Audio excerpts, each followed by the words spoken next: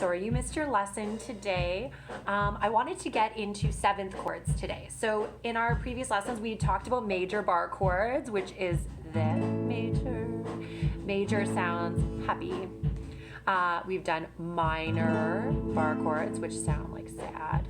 And now I want to get into seventh chords. So seventh chords are almost like a question mark. They're like a musical, like, what's going to come next?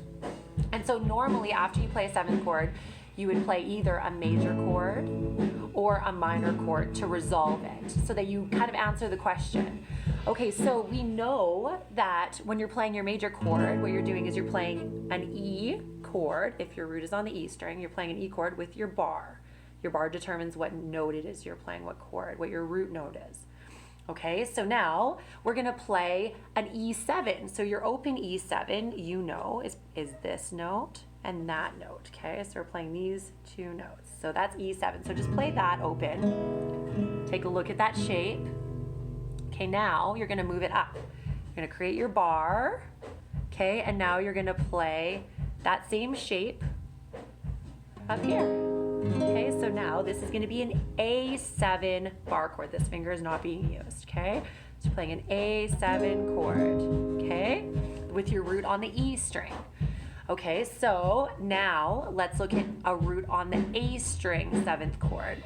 Okay, so we know open A7 is like this. You can play many different fingers, so let's do this one. Okay, so this is your A7, so you're gonna play, oh, that's a question mark. Okay, so see that shape? Okay, now we're gonna bar it and we're gonna play that same shape up here. Okay, so this finger's not on. We're playing that same shape with these two fingers, okay? So now, right? So you got your seventh chord, and this is a D7 because I'm on the 5th fret of my A string. I'm not playing this note, I'm muting it with my finger, okay? So now you've got your D7 bar chord. Okay, so seventh chords are going to be very useful in your songwriting. They create tension, which is good because that gives people that sense of in and out, of tension and release. Okay, so we're going to play a seventh chord and then we're going to go, oh, it's sad what happened. Or a seventh chord, what's going to happen? It's a mystery. Oh, yay, she gets an ice cream cone. Major chord, seventh chord. Oh no, what's going to happen next?